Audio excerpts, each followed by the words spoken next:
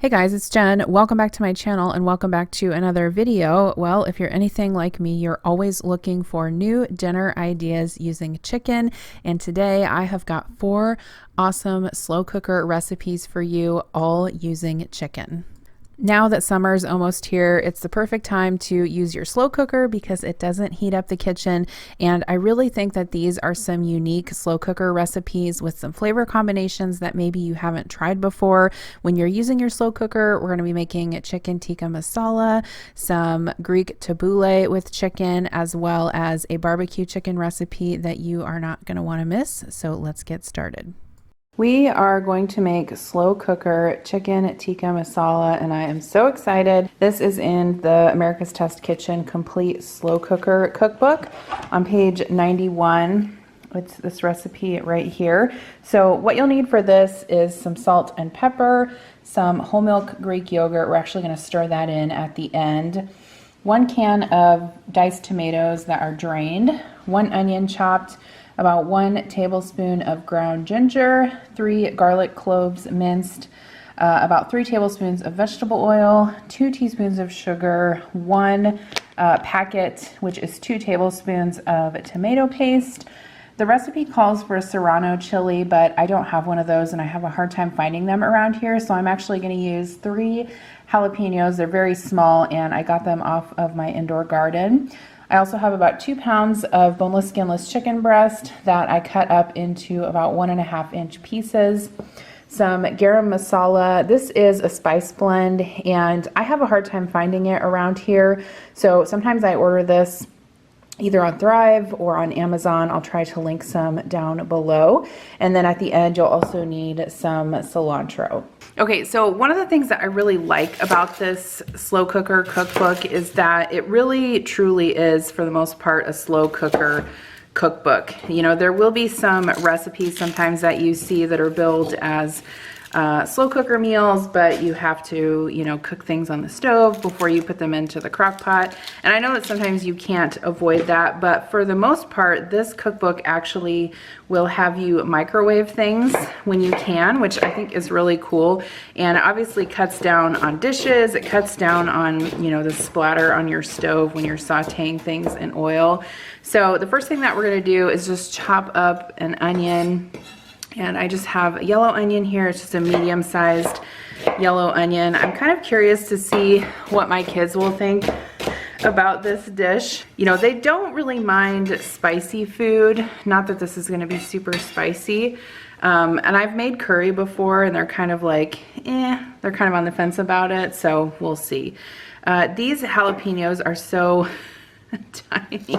I could probably just include the seeds right in there, but I'm going to try to get most of them out because I don't want it to be too spicy. But I have an indoor hydroponic garden and I did a video on it a while ago. It's sort of a lot of upkeep. Not a lot, it's just, I think it's more upkeep than I thought it would be, but it is really nice, you know, on the flip side, to have like fresh herbs and grains during the winter months, especially here in Iowa where it's cold and we can't do those kind of things outside.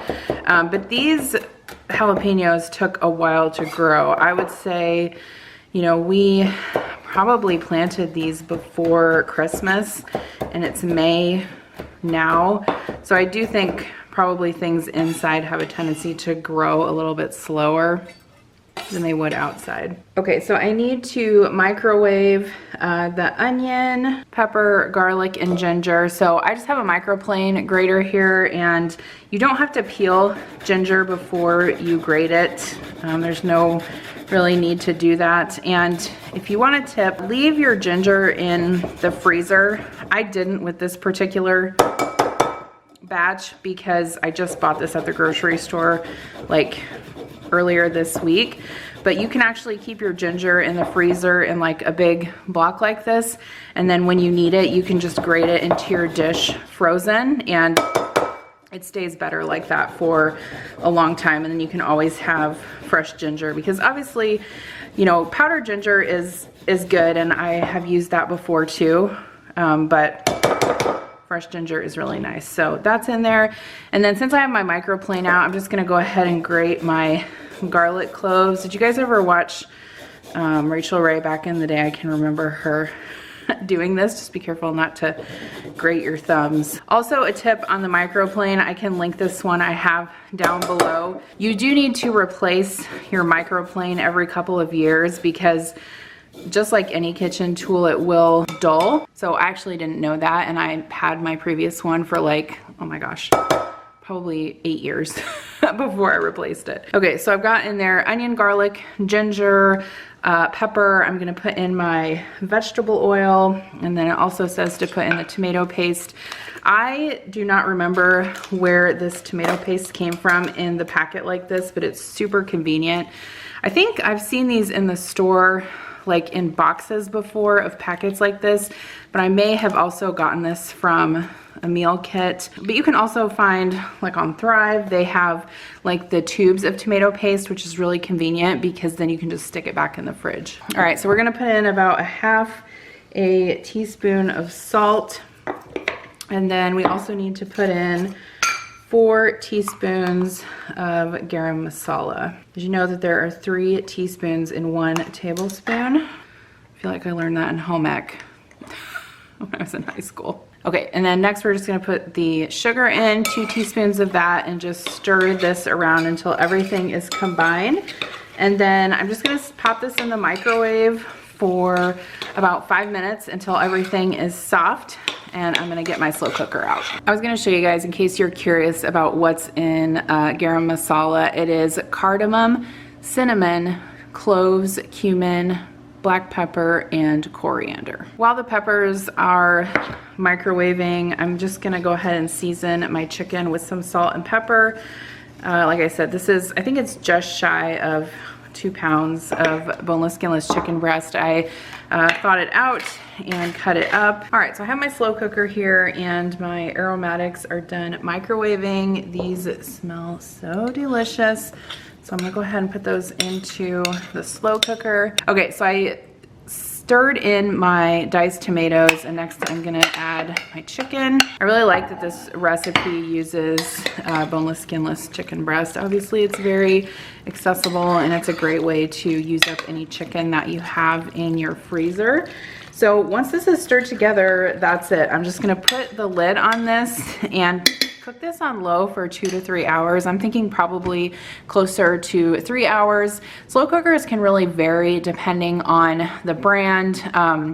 One time I actually read an article that said that you should put some water in your slow cooker and heat it to whatever setting, and then you can measure the temperature of the water with like a candy thermometer, and then you can kind of gauge better. But I have like 4 slow cookers, and you just kind of get to know them, which cook hotter and which cook on a lower temperature. So I think I'm gonna start with about 2.5 hours, and then we'll check it and see how it is. All right, so what I have done is I've taken about 1/2 cup of the chicken tikka masala sauce out of the crock pot, and I've mixed it with about 3/4 cup of whole milk yogurt to temper it. So I'm gonna go ahead and stir this back into the sauce, serve with our rice and our naan bread. So I'm gonna stir this in, give it a taste, and then add salt and pepper as needed. All right, so I tasted the chicken tikka masala and it is delicious. Definitely stir some cilantro in and serve it over some rice, and you have got an awesome slow cooker meal. It is so stinking good. Definitely try this. The next chicken slow cooker dish we are going to make is chicken gnocchi soup, and I believe this is on the menu at Olive Garden, although I've not been to Olive Garden in quite a while, so I cannot confirm that personally, but I do believe it is. But this is kind of a copycat recipe. I've made it before. It is a slow cooker recipe, and it's really good and kid friendly, and you can kind of omit and add things as you like to your tastes. So the ingredients you'll need are 4 cups of chicken broth. I have that in my measuring cup here. I've used the Better Than Bouillon chicken base. I also have some dried seasonings here.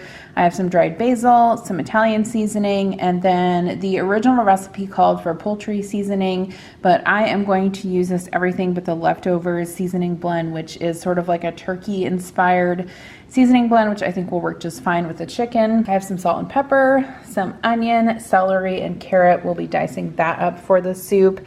I have a little over a pound of chicken breast here that I've diced up.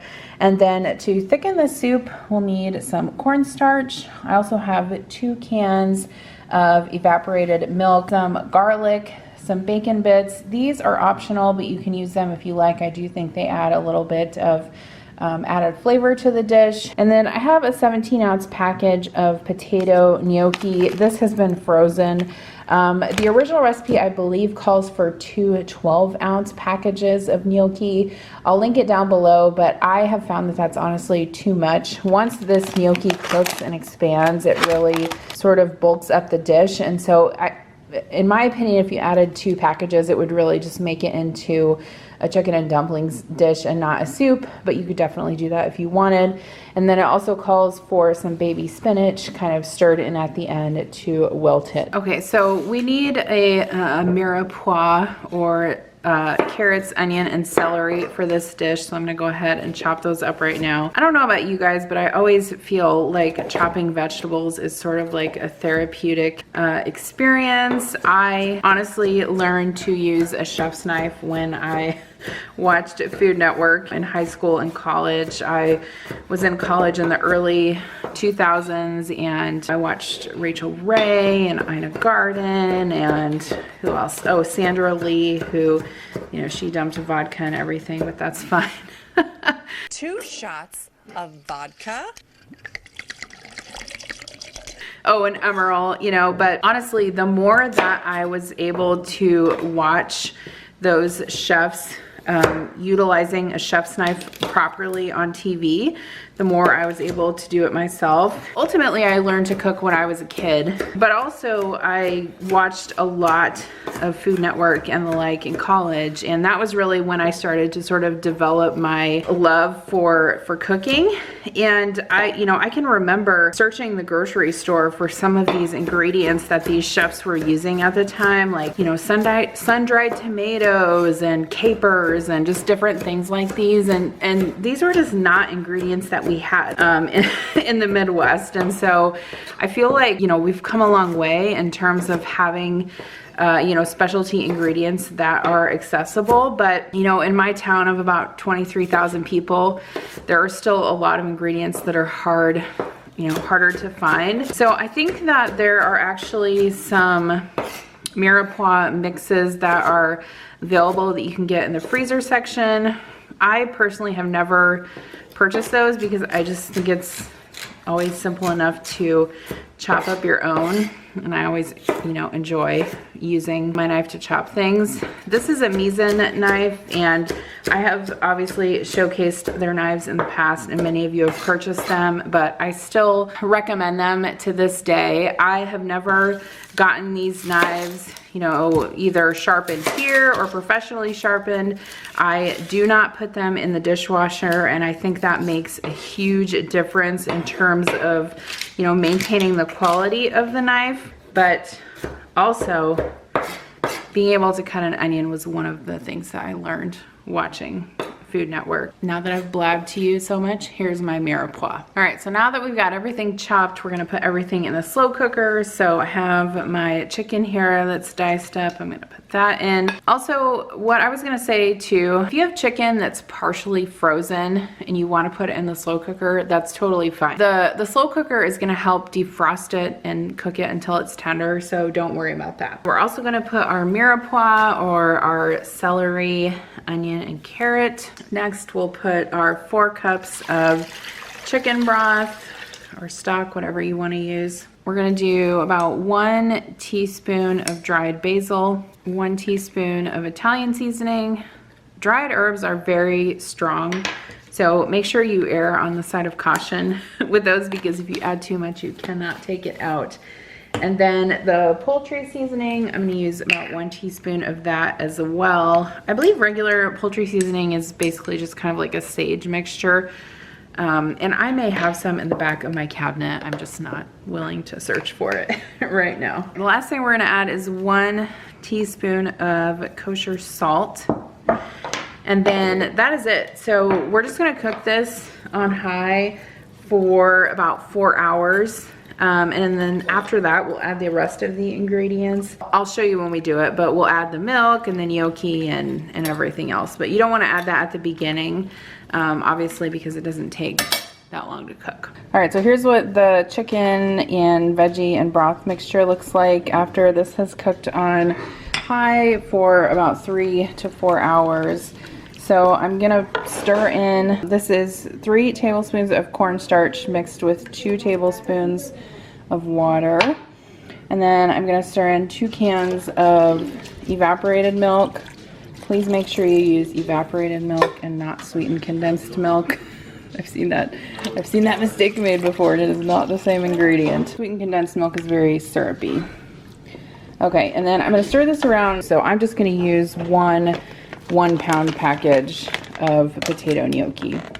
Okay, so I'm gonna put the lid back on this and cook it for another about 45 minutes to 1 hour on high until it's thickened and the gnocchi are done. And then it says at the end, if you need to stir in a little bit of water to thin it out, you can do that too. Okay, so this has been cooking for about an hour and you can see that it has thickened up really nicely. If you've never cooked with evaporated milk before, it's actually a really good way to add like a creaminess to dishes without adding heavy cream, and it has like way less fat and calories. But I mean, I've used it before in like macaroni and cheese recipes and stuff like that. But anyway, this is done now, so I'm gonna add the spinach. The recipe calls for 5 ounces of spinach. I'm gonna add, I think this is a 6-ounce bag. I'm probably gonna add half of this and then kind of see how that looks. All right, so here's our completed chicken gnocchi soup. I did use about 3/4 of the bag of spinach. Like I said, I've made this recipe before and it's always super delicious. I would definitely recommend it. You can obviously leave out like certain veggies or the spinach if you want, like if you have, you know, super picky kids or something like that, but flavor is delicious and I would definitely recommend this particular chicken slow cooker meal. So I think sometimes we associate slow cooker meals with like a very bland, mushy meal, but I'm excited to try this one. This is out of the same America's Test Kitchen cookbook, and it is the Greek chicken with warm tabbouleh. So here are the ingredients you're gonna need. I have 1 cup of bulgur wheat that has been rinsed. I have some salt and pepper. I have some chicken broth, 1 cup. I just use this Better Than Bouillon roasted chicken base. It's really good. You can keep it in your refrigerator and then reconstitute it as needed. I have some garlic, 2 lemons. I'm gonna need some juice and zest off of those. 3 tablespoons of olive oil, some cherry tomatoes, some Greek yogurt. I'm using whole milk Greek yogurt. And then I have 2 large bone-in chicken breasts. I got these from Thrive Market in one of their organic chicken boxes. It's really good chicken. I also have some parsley. I like to wash this up ahead of time on the weekends, and then I just wrap it in paper towels and keep it in the refrigerator for when I need it. And then I also have some fresh oregano. So we're gonna microwave the aromatics. So I need about 1 tablespoon of oregano. I was just watching a cooking video last night from someone in the UK, and they say oregano. So whatever you prefer to call it. Honestly, this is gonna sound bad, but it surprises me when I can find fresh herbs in my town like this. I know, it's sad, right? One day maybe I'll live in a town where there's a Whole Foods, so I'm just gonna chop this up. It smells really good. I need to get my herb garden taken care of for this summer. Film that for you guys probably in a weekend prep video. So this is about a tablespoon, maybe a little bit more. I'm gonna put it in this bowl. And then to this, we're gonna add 1 tablespoon of olive oil. So I'm just gonna pour that out of there. And then we need 1 teaspoon of lemon zest. So I'm gonna use my microplane again. The other things I need in here are some garlic, just about 1 clove of minced garlic. If you've never tried this stir-in paste before, it's really, really convenient. I like this better than like the minced garlic in oil that you can find in the grocery store. I think it tastes fresher. And then I'm gonna need about half a teaspoon of salt. Just measure with my heart, and 1/4 teaspoon of pepper. So Sometimes I get questions on this pepper grinder. I can link it down below. I got it on Amazon.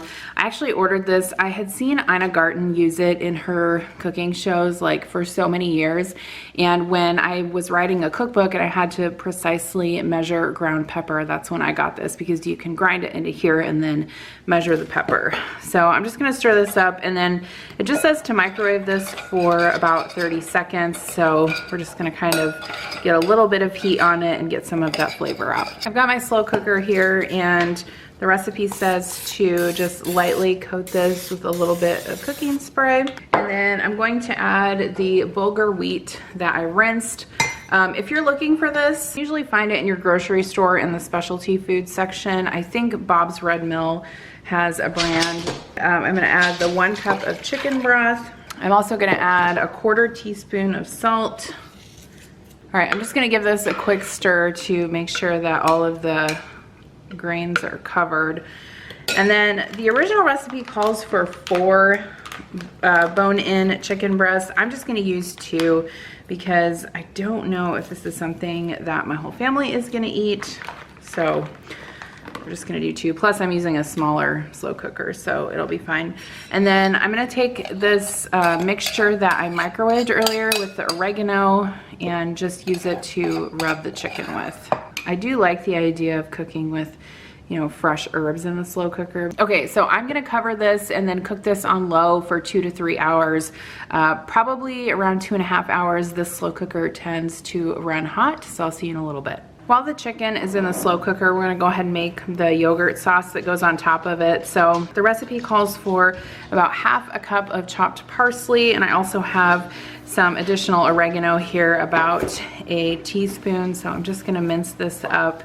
I love these flavors. Any type of sauce that has like garlic and yogurt and mint and parsley, I totally love it. So I'm really looking forward to trying this because, like I said, I think it's gonna add a lot of fresh flavor to an otherwise sort of like, you know, very bland slow cooker dish. I know a lot of times people can tend to avoid Crockpot meals just because, you know, when they come out they can be mushy, but I really like this cookbook because it sort of provides a strategy for making, you know, super fresh meals using the Crockpot that aren't necessarily just like I said, like dumping cans into it. So I've got my herbs in here. I'm gonna use 1/2 cup of plain whole milk Greek yogurt. I need about a 1/4 teaspoon of lemon zest, so I'm just gonna use this remaining lemon zest. About 3 tablespoons of water just to thin the sauce out. Okay, I'm gonna season this with some salt and some pepper. And then I'm gonna whisk this together. And then once this is combined, I'll just store it in the refrigerator until it is time to eat. All right, so here is the tabouleh that is in the slow cooker, and then we have chicken breast that is finished here. So I put the rest of the ingredients in this bowl here, which is tomatoes and parsley and lemon juice and olive oil. So I'm just gonna give this a stir really quick. Delicious. All right, so here's what the Greek chicken with the warm tabouleh turned out like. I decided to put this in some meal prep containers, and then I put this yogurt sauce on the side because obviously you don't want to heat this up. But this has yogurt and mint and parsley and garlic, lemon juice, salt and pepper, super delicious. And then the warm tabouleh with the cherry tomatoes. So this will be really good for some lunches this week, and I can hardly believe this is a slow cooker meal. We are making pulled barbecue sweet and tangy chicken sandwiches. So this is out of the America's Test Kitchen slow cooker cookbook, sweet and tangy pulled chicken. So the original recipe called for bone-in chicken breasts, but I already had these chicken breasts thawed, so we're gonna go ahead and use those and it will be fine. You also need some molasses, 1 onion, some tomato paste. I have a can of tomato paste, so I'm gonna have to save the rest.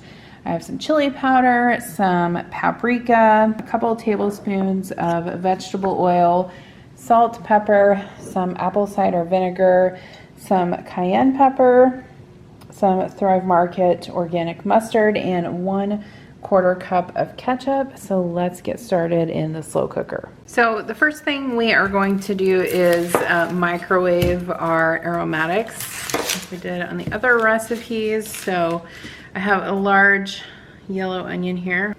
There's Murphy barking, he wants to come in. So we're gonna microwave our aromatics like we did in some of the other recipes. So I'm gonna put my chopped onion into this microwave safe bowl. I really would recommend this cookbook. You guys know I love America's Test Kitchen cookbooks. The next thing we need is a 1/4 cup of tomato paste. I'm gonna eyeball this for the most part. A 1/4 cup is 4 tablespoons. So, I mean, this is a barbecue recipe. All right, we need 1 tablespoon of chili powder. I got this huge jar of chili powder at Hy-Vee because I was always running out, and so I figured a big container like this would last me a while. All right, so we're gonna put the vegetable oil in here. 1 teaspoon of paprika. This is just regular paprika, which I can get in my regular grocery store. I cannot get smoked paprika anywhere around here. I always have to get it at Trader Joe's. We're gonna do 1/8 of a teaspoon of cayenne and some salt and pepper. All right, so I'm gonna mix this together, and then I will microwave this for about 5 minutes. I'll probably stir it about halfway through. This is kind of a small bowl for what I needed it for, but I didn't realize the onion was that large. So, okay, we'll see you back in a second. All right, so I have my slow cooker insert here. I'm just gonna spray this with some canola oil spray, which seems like it is deteriorating. Oh my God, that's hot. The next thing that I'm going to do is to put my onion mixture into a slow cooker, which is super hot, even though I did not microwave it for that long. Okay, so next we're gonna stir in the molasses and the ketchup, which is going to basically make our barbecue sauce, and then some ketchup here. All right, so I'm gonna stir this up, and then I'm gonna add my chicken and get it coated into the mixture. All right, so I've got the chicken breasts in here, and I've covered the chicken breasts with the sauce. So I'm gonna cook this on low for 3 hours, and we'll be back in a little bit. All right, so here's our pulled chicken. We're gonna go ahead and remove this from the slow cooker. So to the sauce, we're gonna add 2 tablespoons of apple cider vinegar and 2 tablespoons of Dijon mustard, and we're just gonna give this a stir, and then I'll go ahead and shred the chicken and put it back in with the sauce. Okay, so I shredded up my chicken. I'm just gonna stir this in with the sauce, and then we'll plate it up. It smells really good. All right, so here is our sweet and tangy pulled chicken. It turned out really good. Definitely more unique flavors than just, you know, dumping a bottle of barbecue sauce into there. I would totally recommend this recipe. So I just have it on one of the Hawaiian kind of sub rolls. I had one left of those to use up, so this is what Connor's gonna eat for lunch today. And then some chips and some pickles on the side. So definitely try this one out. It is delicious. Thank you guys so much for watching today's video. If you'd like some more dinner inspiration, there are a couple videos here on the screen that you might like. I hope that you try some of these recipes because they all turned out really good, and I would definitely make them again. Thanks again for being here, and I'll see you in my next video. Bye.